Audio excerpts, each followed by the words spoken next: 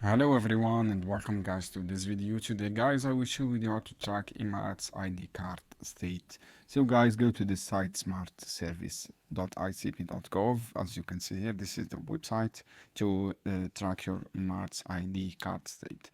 And then guys, go to application tracking from here and wait a few seconds to loading this page. As you can see here, from here guys, to application you're tracking, right, request a number, your request number. This number you can get from the Emirates ID card when you apply for Emirates apply card, for example this number. And then make sure you are not robot, click this one. From here search this icon. So guys, this is how you can do, and you find this pictures guys. As you can see here, you find these pictures and you find your all and numbers and details for ID card state.